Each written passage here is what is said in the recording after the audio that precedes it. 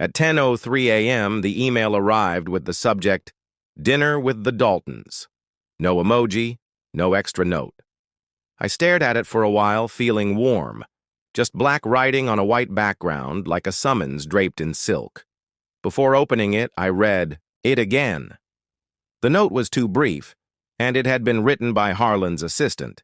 Mr. Dalton would like to host you and your wife for a formal dinner in the penthouse suite this coming Thursday at 7:30 p.m. Attendance verified. No agenda. No rationale. Just the type of invitation that's actually a chessboard move. Not an invitation. And I've learned not to blink when I see one. I'm Julian Ward, and I've been transforming Dalton Innovations over the past 17 years. Before the marble floors, I worked for a small company that grew into one of the most reputable tech firms in the country. I was there before the private planes and the acquisitions, when there were only 3 of us, operating out of borrowed chairs and a half-insulated garage with a leaky ceiling. I married into it, too.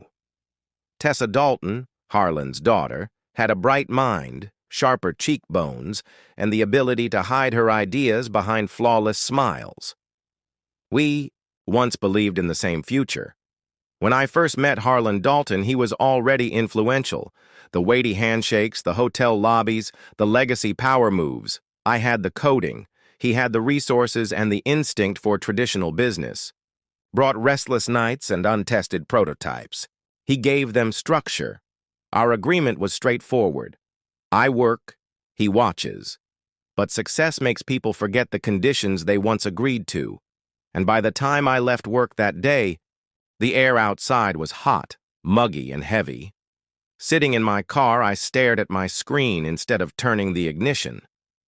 In the rearview mirror, I noticed fresh creases around my eyes, a fatigue that hadn't been there before. Years ago, I'd been more concerned with calculations than food. If Harlan was inviting me now, it wasn't about a meal, it was about control. At home, Tessa was at the kitchen counter, sipping something green from a large glass and scrolling through her tablet. "Email?" she asked without looking up. I nodded. She always understood when the game was shifting. It's in her DNA. I asked anyway, just to see her reaction. She responded too quickly, brushing it off, most likely a routine family check-in. But I noticed her hand tighten briefly around her glass. Thursday came fast. The penthouse was on top of the Coulson building, one of Harlan's latest acquisitions. Champagne was served the moment you stepped off the private elevator, guarded by men in tailored suits. The place spoke of power before a word was even spoken. Tessa wore deep green, her dress flowing like liquid. Wore charcoal gray, never black, to project a bold, smoky vibe. Tonight wasn't about a meal. It was about a pivot. The dining room was vast. Harlan sat at the head of the table, flanked by his new wife, Elise, and their 18-year-old son, Braden, already arrogant, already sporting a watch worth more than most salaries. 2 seats were waiting. For us across from them, a glass of Merlot, more expensive than some people's monthly wages, was already poured. With the ease of someone born into it, Tessa smiled, exchanged greetings. I shook hands firmly. Dinner began with polite conversation. Elise complimented Tessa's dress. Harlan made a vague comment about market trends. Braden quoted a business podcast, trying to sound seasoned. I nodded when appropriate, ate slowly, drank less. Because halfway through the main course, I could feel something approaching, faster than my fork. Then it happened. Harlan put down his knife and turned to me. "Julian," he said in a suave, almost gentle tone. The room fell silent. "We sincerely appreciate everything you've done for Dalton Innovations," he said. Pause. "But a new chapter is beginning, with a younger, more fearless leader." He didn't need to say more. He smiled at Braden, who raised his glass. I smiled back. I knew what this was. Surface power games, and I stayed cool as ice. What they didn't know was that I held something deeper, something written, signed, and quietly locked away years ago. As they prepared to crown a boy king, I still owned the ground beneath the castle. Dessert came and went. Usually a family dinner ends with hugs and polite lies about seeing each other again soon, but not tonight. Tonight was theater. The Bordeaux kept flowing. Harlan raised his glass, signaling the second act. "This was all casual," he said, "but I'd like to wrap up this wonderful evening with some great news." He turned to Braden, hand on his shoulder. "My son, now an adult, will become the acting CEO next quarter. Leadership must be built young. Coronation, without a board vote, without a company announcement." I didn't look at Tessa. I already knew her face would be flawless. Braden grinned, leaned in like a boy in a school play. "I'm honored," he said, rehearsed and hollow. Then he launched into some buzzwords about generative AI and thinking bigger. It was word salad, no dressing.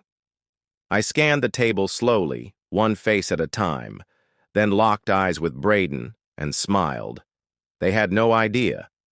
While they played at royalty, I still held the lever they had forgotten existed. A contract, a file, a signature made in desperation when Dalton Innovations was barely alive. They thought I'd sold my shares years ago. I hadn't. Had simply moved them quietly. Watched. Waited. Let them believe I cared more about code than control, but I never let go of what mattered. And now, they had crowned a boy who hadn't even bled. After dinner, Braden pulled me aside, arm around my shoulder like we were college buddies. "Hey, old friend," he whispered. "I could use your advice.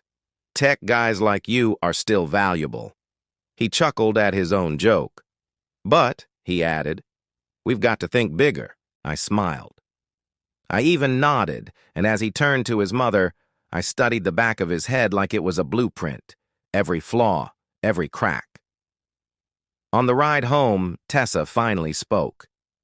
"He's young," she said. "Maybe he'll grow into it." I said nothing. I kept my eyes on the road, because while the boy had just been given a crown, I still owned the earth beneath the throne, and I knew exactly where to dig. Fading white paper with text and signatures, but at the precise moment it turned into a guillotine. At 9 a.m., I was in my office. I've always wanted a quiet office, not the posh corners where executives quarrel. My area is glass-walled.